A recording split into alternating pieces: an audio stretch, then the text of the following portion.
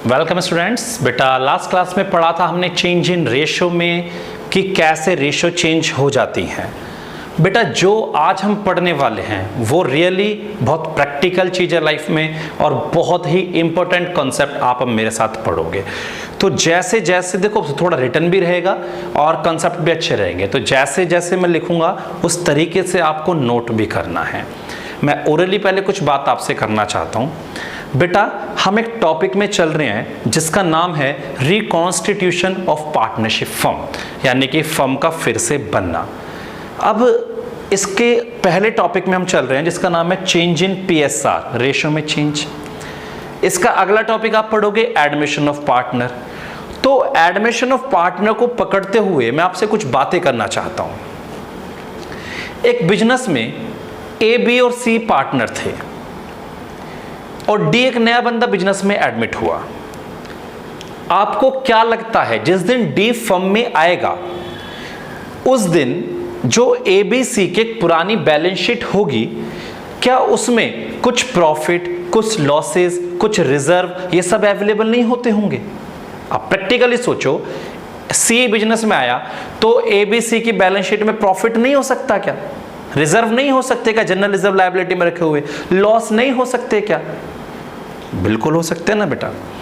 तो उन प्रॉफिट या लॉसेस पर किसका राइट है? क्या A, B और C का है या D जो आया उसको भी मिलेगा? बी प्रैक्टिकल बच्चे, क्या A, B C का ही है या D जो आया उसको भी मिलेगा? बेटा D को नहीं मिलेगा ना भाई। A, B, C मेहनत कर रहे थे, D बिजनेस में आज आ गया तो क्या D प्रॉफिट ले लेगा? D को प्रॉफिट बिल्कुल भी नहीं दिया जाएगा। आप ये बात समझ रहे हैं? तो बैलेंस शीट में जो भी प्रॉफिट एंड लॉसेस दिए होते हैं सबसे पहले तो हमें उन्हीं को खत्म करना चाहिए। तो जब भी कभी पार्टनरशिप फर्म रिकॉन्स्टिट्यूट होती है, फिर से बनती है, तो बैलेंस शीट में जो भी प्रॉफिट रिजर्व रखे होते हैं हमें सबसे पहले उन्हीं को ट्रीट करना होता है, पहली बात। ठीक है, तो फर्स्ट लाइन में यही लिखूंगा।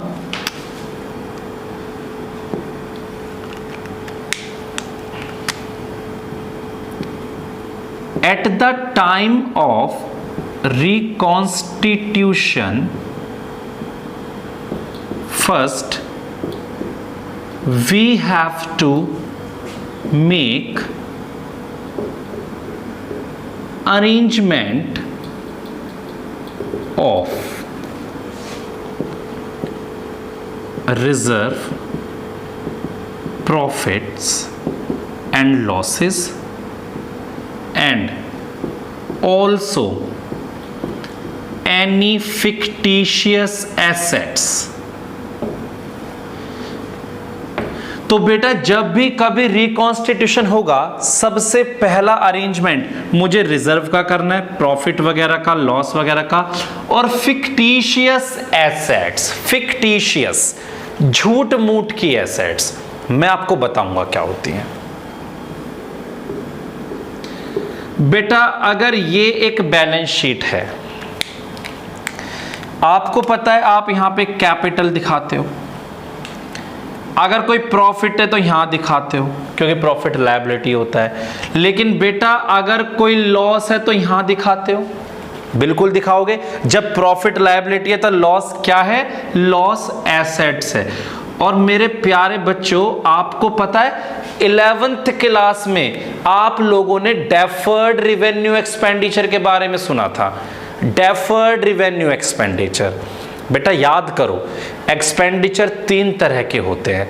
एक रिवेन्यू एक्सपेंडिचर जो बार बार होता है, रिकरिंग नेचर का होता है, जैसे मेरे इंस्टीट्यूट का रेंट, वो रिवेन्यू एक्सपेंडिचर है। एक कैपिटल एक्सपेंडिचर जिनसे एसेट्स बनती है, जैसे मेरा AC खरीदना, मेरा मशीन खरीदना, ये कैपिटल एक्सपेंडिचर है। और एक ऐसा खर्चा होता है जो ना तो बार बार होता ना उससे एसेट्स बनती, लेकिन उसका benefit during the life, during the sum period हम राइट राइट ऑफ करते हैं। जैसे आपने एडवर्टीजमेंट पे एक मोटा अमाउंट खर्च कर दिया, 10 लाख रुपए खर्च कर दिए, क्या एडवर्टीजमेंट पर किया गया वो खर्चा 1 साल के लिए बेनिफिट देता है या लॉन्ग रन में बेनिफिट देता है? बेटा लॉन्ग रन में देता है ना, तो हम उसे भी कहां दिखाते हैं? वो भी तो एसेट्स में होता है एडवर्टीजमेंट। तो अगर एसेट्स में ये लिखा है, ये लिखा है, ये मैंने एक बैलेंस शीट बना दी। अब मैं एक बात करता हूं, मैं आपको ये समझा रहा हूं बेटा फिक्टिशियस एसेट्स क्या होती है। इसमें लैंड एंड बिल्डिंग भी लिखी है, इसमें गुडविल भी लिखी है। मैं आज बिजनेस बंद कर रहा हूं, क्या लैंड एंड बिल्डिंग बिक जाएगी बिजनेस बंद होने पर? भैया बिल्कुल बिक जाएगी, स्टॉक वगैरह सब बिक जाते हैं। गुडविल डिपेंड करेगा जी, डिपेंड करेगा मार्केट की कंडीशन पर। तो क्वेश्चन में आपकी बुक में आपको गुडविल की वैल्यू देगा नहीं जनरली, तो गुडविल को हम यही मानेंगे कि नहीं बिक रही है। लॉस बिकते हैं क्या? एडवर्टीजमेंट पे जो खर्चा कर रखा है इन्हें बेच के पैसे आ जाएंगे क्या? तो बेटा ये कैसी एसेट्स हैं? ये फिक्टिशियस एसेट्स हैं। जब सी बिजनेस में ऐसे करके नया पार्टनर एंट्री लेगा तो क्या वो ये नहीं कहेगा भाई पहले ये हटाओ, ये बकवास चीजें क्या है? जब नई फर्म बन रही है अपना कहेगा प्रॉफिट बांटो अपना और इन्हें हटाओ। समझ रहे हो आप ये बात? एक और बात साथ में, जिस दिन एबीसी की बैलेंस शीट थी उस दिन एसेट्स लायबिलिटी की वैल्यू, सपोज बिल्डिंग की वैल्यू पहले 1 लाख थी, आज जब डी आया तो 1,20,000 हो गई, वैल्यू बढ़ गई। तो एसेट्स और लायबिलिटीज की वैल्यू भी रिकॉन्स्टिट्यूशन के टाइम पर घट या बढ़ सकती है। सेकेंड थिंग यही है बेटा, at the time of reconstitution the value of assets and liabilities में alter, change हो सकती है। For this revaluation account is prepared and also some concept to learn, क्योंकि मैं कुछ आपको यहां बताना भी चाहूंगा बेटा। तो बेटा मेरी 2 बातें आपने अभी देखी हैं, क्या है?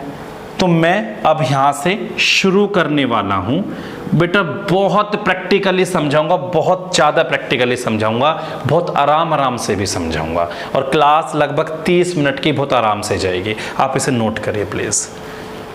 तो बेटा पहले हम वो चीज़ देखते हैं जो एक्चुअल में रियलिटी है, जो होता है। आप एक चीज़ देखो मेरे साथ, एक एग्जाम्पल मैं आपके सामने ले रहा हूँ। इसमें मैंने एक बैलेंस शीट बनाई बेटा, जिसमें मैंने ऊपर ज़्यादा कुछ नहीं लिखूंगा, बस ये लिख रहा हूँ X and Y are partners in 3:2।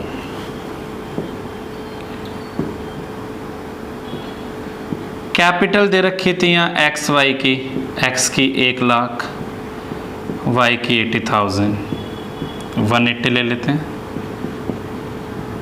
Profit and loss account में यहाँ पे लिखे हैं 40,000,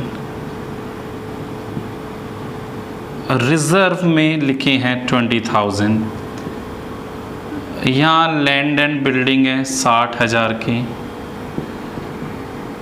स्टॉक है 40,000 का, फर्नीचर 30, कैश 20 और बिल रिसीवेबल या डेटर्स लिख लो, चलो अभी एक ही बात होती है, वैसे आपको पता ही है, 60,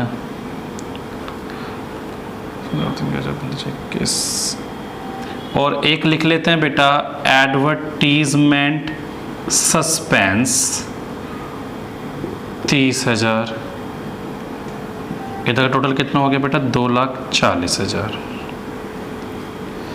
इसको हम कर लेते हैं 20,000, और एक मैं इधर लिख लेता हूँ आपका goodwill 10,000।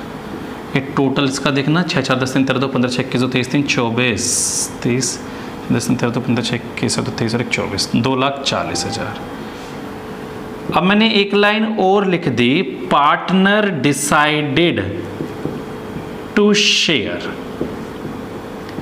Future profit in equal ratio. बेटा मैं आपको कोई ज्यादा बड़ा ट्रीटमेंट समझाने नहीं जा रहा हूं, मैं आपको जो प्रैक्टिकली समझाना चाहता हूं बस वो अप्रोच आप एक बार समझ जाओ। चाहे यहां पे ये लिखा होता दे डिसाइडेड, मुझे नहीं पता शायद वीडियो में आएगा नहीं आएगा, अगर लिखा होता उन्होंने कि एडमिट कर लिया Z को, अगर इसकी जगह ये लाइन भी होती है एडमिट कर लिया Z को, या कोई पार्टनर मर भी जाता, तो बात तो सब रिकॉन्स्टिट्यूशन की है। तो ट्रीटमेंट जो मुझे बताना है वो मैंने भी एक बात लिखी थी कि जब भी कभी रिकॉन्स्टिट्यूशन होगा तो बैलेंस शीट में जो भी प्रॉफिट लॉस हैं और जो फिक्टिशियस एसेट्स हैं सबसे पहले उन्हें खत्म करना होगा। पहली बात बेटा, मैं आपके सामने एक एंट्री लिखूंगा, व्हेन प्रॉफिट्स या फिर reserve given on the liability side. बेटा एक सीधी सी बात, रिजर्व लायबिलिटी होता है, प्रॉफिट भी लायबिलिटी होते हैं। आप इंटेलिजेंट होने चाहिए। यहां जो P&L अकाउंट लिखा है ये प्रॉफिट को ही बताता है, लेकिन अगर ये P&L एसेट्स में लिखा होता तो ये लॉस हो जाता। आपको पता होना चाहिए, वो आपसे नहीं बोलेगा कि प्रॉफिट है लॉस है। You must be intelligent enough to get to know that whether it is profit और लॉस, इज इट। तो सबसे पहले जो प्रॉफिट और रिजर्व जो हमें लायबिलिटी साइड में गिवन है, बेटा इसको तो बॉक्स में बंद कर दो, तो मैंने बस आपके लिए बोल दिया था, आर डिवाइडेड। जब आप पार्टनर में ये प्रॉफिट या फिर रिजर्व डिवाइड करोगे तो उनकी कैपिटल बढ़ जाएगी। तो कभी भी इन द लाइफ जब भी आप कभी कोई प्रोविजन, जब कोई प्रॉफिट या रिजर्व डिवाइड करोगे तो एंट्री होगी उस प्रॉफिट का नाम, उस या रिजर्व का नाम जो भी है, debit to partners capital account, being profit divided. तो बेटा पार्टनर कैपिटल कौन, X और Y। तो मेरे इंटेलिजेंट बच्चों आप ये बताओ कि इस रेशो में बांटूं या नई रेशो में बांटूं, या अगर Z एडमिट हो रहा होता तो Z को भी देता, Z का तो राइट नहीं था ना। तो ये जो प्रॉफिट हुआ ये सब पुराना प्रॉफिट था ना बैलेंस शीट में। भाई हम रेशो आज से चेंज कर रहे हैं, तो आज से पहले का जो भी प्रॉफिट है वो तो पुरानी रेशो में ही होना चाहिए ना। तो आप समझ गए ना। तो मैं अगर इसके आगे लिख दूं ओल्ड रेशो तो आपको दिक्कत नहीं होनी चाहिए बेटा। तो आप समझ रहे हैं, अगर मैं जनरल रिजर्व बांटूंगा तो general reserve debit to X की कैपिटल और टू Y की कैपिटल, रेशो 3:2 की रहेगी। अगर मैं ये वाला P&L बांटूंगा तो P&L account debit to X की कैपिटल टू Y की कैपिटल, 3:2 की रेशो रहेगी। और अब ये लॉस जो है, व्हेन सेकंड पॉइंट आ गया, losses and fictitious assets are written off। जब लॉस और फिक्टिशियस एसेट्स को रिटर्न ऑफ मतलब हटाएंगे तो एंट्री क्या होगी बेटा, जब लॉस होता है तो पार्टनर की कैपिटल कम हो जाती है और कैपिटल कम होने पर डेबिट हो जाती है। तो एंट्री होगी partners capital account debit to उस लॉस का नाम। ये बात आप समझ रहे हैं बच्चे। तो आप इसे नोट करेंगे अभी, फिर इस ही जगह में मैं इनका ट्रीटमेंट आपको समझाऊंगा बेटा। आप इन्हें नोट करिए प्लीज। हाँ जी बेटा, तो देखो ये प्रॉफिट है 40,000। जब आप इसको डिवाइड करेंगे तो profit and loss account debit to X की कैपिटल और टू वाई की कैपिटल। 40,000 का प्रॉफिट है बच्चे और 3-2 की आपकी रेशियो है। 24,000, 16,000। जनरल रिजर्व भी बेटा प्रॉफिट का ही पार्ट होता है, ऐसे ही बटेगा। लायबिलिटी साइड में कुछ भी होगा तो रिजर्व डेबिट टू एक्स की कैपिटल टू वाई की कैपिटल। 20,000 का है बेटा, 12,000, 8,000, कोई दिक्कत नहीं है। एसेट्स में जो लॉसेस हैं और जो फिक्टिशियस एसेट्स हैं, जैसे एडवर्टीजमेंट सस्पेंस है, ये गुडविल है, उनके एंट्री के लिए पार्टनर्स कैपिटल अकाउंट डेबिट होते हैं। तो एक्स की कैपिटल डेबिट, वाई की capital debit to advertisement suspense. कितना है बच्चे ये? 20,000। एक्स की तो बेटा 3-2 की रेशियो है ना हमारी, तो 12,000, 8,000। और बच्चे नेक्स्ट क्या है? गुडविल है 10,000, तो इसकी एंट्री भी एक्स की कैपिटल डेबिट, वाई की कैपिटल डेबिट टू गुडविल हो जाएगी। 10,000 की अमाउंट है बेटा, 3-2 की हमारी रेशियो है। तो होपफुली आपको ये बात समझ में आ गई है बेटा। मैं इससे अलग आपको कुछ बातें बताना चाहता हूँ, मैं इसे यहाँ से हटा रहा हूँ, आप देखना मैं क्या बोल रहा हूँ। P&L अकाउंट का जो डेबिट बैलेंस होता है वो लॉस होता है, यानी कि ये जो अगर P&L अकाउंट एसेट्स में, मैं लिख देता हूं ब्रैकेट में एसेट्स वाला, ठीक है, उसे P&L का डेबिट बैलेंस बोलते हैं। और P&L अकाउंट का जो क्रेडिट बैलेंस होता है वो लायबिलिटी होता है, ये वाला बेटा प्रॉफिट होता है। मैंने ऐसा क्यों लिख के बताया पता है आपको? कभी कभी ऐसा क्वेश्चन होगा उसमें आपको बैलेंस शीट नहीं होगी। देखो अगर बैलेंस शीट है तो फिर तो आप खुद ही पहचान लोगे, जो लायबिलिटी में P&L है वो प्रॉफिट है और जो इधर P&L है वो एसेट्स है। लेकिन अगर खाली P&L लिखा हुआ है, बैलेंस शीट नहीं और ऐसे P&L लिखा है, तो उसके आगे अगर डेबिट वर्ड लिखा है तो लॉस होता है, फिर ये वाली एंट्री करते हैं डेबिट वाली। अगर उसके आगे क्रेडिट लिखा है तो प्रॉफिट है। एक बच्चा कह रहा है सर ना डेबिट लिखा हो और ना क्रेडिट लिखा हो, तो बेटा अगर डेबिट क्रेडिट ना लिखा हो तो क्रेडिट दैट मीन्स प्रॉफिट ही माना जाता है। आप ये बात समझ गए हैं बच्चे? आप समझ गए हैं तो इसे नोट करेंगे, फिर हम आगे कॉन्सेप्ट बढ़ाते हैं। हाँ बेटा, तो कुछ एक्स्ट्रा चीज़ें अभी हमारी और भी होनी हैं। अभी मैं आपको बताने वाला हूँ ट्रीटमेंट ऑफ गुडविल। अभी मैंने आपको ट्रीटमेंट ऑफ रिजर्व बताया था, अभी वो पूरा नहीं हुआ है बेटा। अभी तो मैं वो बता रहा हूं जो आप लोग एक इंटेलिजेंट बच्चे होते हुए रिकॉन्स्टिट्यूशन पर करना पसंद करोगे, क्योंकि जब भी आपके सामने किसी फर्म का रिकॉन्स्टिट्यूशन होगा तो आप पहले क्या सोचोगे कि भाई पहले जो पुराना हिसाब किताब है उसे खत्म करो और नई फर्म को नई तरीके से चलाओ। समझ रहे हो ना आप? ये तो वो चीजें आपकी बात ठीक है। तो मैं आपको पहले वही तो सिखा रहा हूं कि पहले पुराना हिसाब किताब खत्म किया, मैंने बैलेंस शीट में से लायबिलिटी जो प्रॉफिट थे उनको डिवाइड कर दिया, लॉसेस थे उनको हटा दिया, तो वो खत्म किया ना मैंने। अब मैं आपको जो बताऊंगा वो भी कुछ ऐसा ही है। Treatment of goodwill, why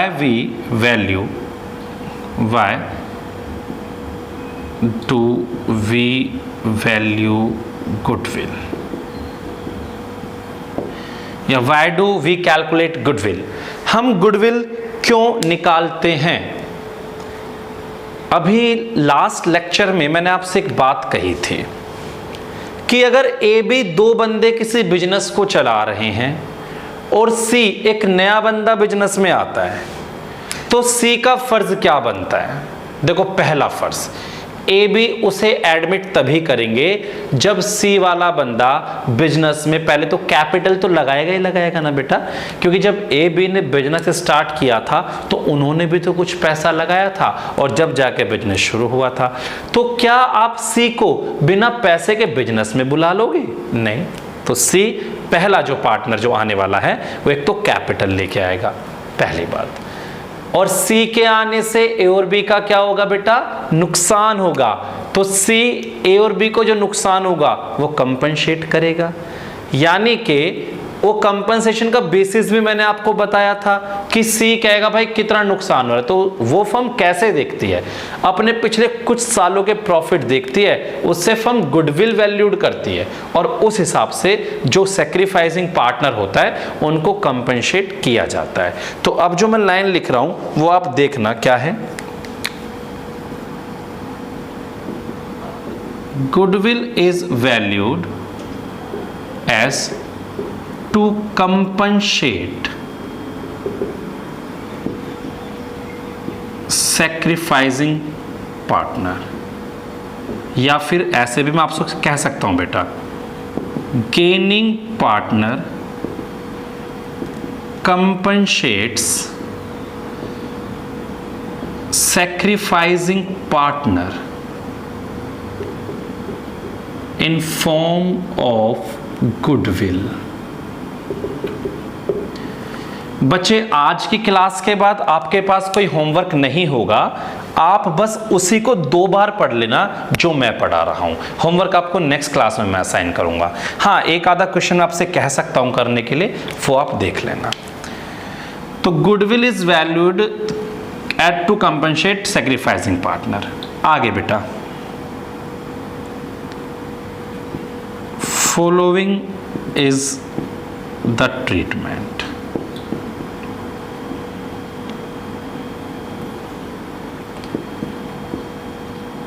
When goodwill already appears in the book, already appears in the books मतलब जब बैलेंस शीट में कोई गुडविल दी हुई है। अगर बैलेंस शीट में कोई गुडविल आपको दी हुई है, अभी आपने क्वेश्चन किया था, बैलेंस शीट बनी हुई थी, उस बैलेंस शीट में आपको मैंने एडवर्टाइजमेंट, सस्पेंस और गुडविल लिख के दिया था बेटा। तो वो गुडविल जो बैलेंस शीट में दी है, तो सबसे पहला क्या करना है आपको? This is to be written off in old ratio. और बेटा मैंने जस्ट अभी आपको एंट्री भी कराई थी कि partners capital account debit to goodwill. Just अभी आप एंट्री करके हटे हो, आप लास्ट वाला एग्जांपल देख लेना। तो जब भी आप क्वेश्चन कर रहे हैं, अगर कोई गुडविल ऑलरेडी अपीयर है तो पहले आप उसे राइट ऑफ करेंगे। बेटा दूसरी बात, goodwill which is now valued at reconstitution. अब रिकॉन्स्टिट्यूशन के में आपने जिस गुडविल को वैल्यूड किया है, उसमें आपको पता है ना क्या करते हैं, उसमें गेनिंग पार्टनर का फर्ज होता है कि वो सैक्रिफाइसिंग पार्टनर को कॉम्पनसेट करे। तो गेनिंग पार्टनर कैपिटल कम हो जाती है और सैक्रिफाइसिंग की बढ़ जाती है। तो उसके लिए एंट्री बनती है बेटा, gaining partners capital account debit to sacrificing partners capital. हाँ सर, बेटा मैं आपको ये बात एक एग्जाम्पल से बताऊंगा, आप इसे नोट कर लो, फिर एक एग्जाम्पल लेते हैं। बच्चे एक एग्जाम्पल ले रहे हैं हम, इसे देखेंगे, साथ साथ लिख लेना। X, Y and Z are partner in a firm in 3:2:1. They decided to share future profits equally. For this purpose, goodwill is valued at rupees 18,000. Goodwill already appears in the books of account at rupees 30,000. Give journal entries. बच्चे एक छोटा सा example मैंने आपके सामने लिया है। मैंने बोला XYZ 3 to 1 में पार्टनर हैं, ये आगे अपनी रेशो इक्वली करना चाहते हैं। इस पर्पस के लिए गुडविल 18,000 है। बच्चे आपको गुडविल दी है, क्या पता ऐसा क्वेश्चन होता आपको गुडविल ना देता और आपसे कहता goodwill is calculated for 2 year purchase of average profit of last 3 year. इससे पिछले चैप्टर में क्या सीखा है आपने? गुडविल निकालना। तो अगर ये वैल्यूड गुडविल आपको ना दी हो तो आप निकाल भी तो सकते हैं एवरेज प्रॉफिट मेथड से, सुपर प्रॉफिट मेथड से, आप कोई भी मेथड यूज कर सकते हैं बेटा। ठीक है सर। और बेटा जो ऑलरेडी अपीयर है उसका तो मैंने अभी बताया है, तो आप जरा फर्स्ट एंट्री देखना, जो गुडविल ऑलरेडी अपीयर की मैंने लिखी थी अभी। मैंने बोला था जो ऑलरेडी अपीयर वाली गुडविल है उसे ओल्ड रेशो में राइट ऑफ कर दो, हटा दो। तो एक्स की कैपिटल डेबिट, वाई की कैपिटल डेबिट, Z की कैपिटल डेबिट टू गुडविल। कितनी है बाबू? 30,000। और रेशो कितनी है? 3, 2, 1, तो 15, 10, 5। नरेशन लिख दोगे, being goodwill account return of. Sir ठीक है, ये तो समझ में आ गया। और बेटा मैंने अभी बताया था कि जो वैल्यूड गुडविल है इसमें क्या होता है, गेनिंग पार्टनर कंपनसेट करता है किसको? सैक्रिफाइसिंग पार्टनर को। तो क्या आपको गेनिंग सैक्रिफाइसिंग का कुछ पता है? अभी नहीं पता ना, तो हमने इसके पहली क्लास में रेशो निकालना सीखा था। तो करो बच्चों इसको, ओल्ड रेशो 3, 2, 1 XYZ, और न्यू क्या डिसाइड किया इन्होंने? इक्वली। तो बेटा sacrifice equals to old minus new. X की ओल्ड 3/6 और न्यू 1/3, तो 3 - 2 1/6। वाई की ओल्ड 2/6 और ये 1/3, तो 6, 2 - 2 0। Z की ओल्ड 1/6, 1/3, 6, 1 - 2 -1/6। तो आप देख पा रहे हो कि Z गेन कर रहा है। तो बेटा एंट्री मैंने बोली थी गेनिंग टू सैक्रिफाइस, तो Z की कैपिटल डेबिट टू X की कैपिटल। कितने अमाउंट से बच्चा? 18,000 की गुडविल थी और 1/6 का इन्होंने गेन किया है, तो 3,000 से आपकी एंट्री हो जाएगी। Being entry made. तो मैं इसी के बेसिस पर आपको 2-3 क्वेश्चन जो मैं बोलूंगा बस वही करना बेटा, कुछ एक्स्ट्रा ट्राई मत करना प्लीज। बाय बाय बेटा।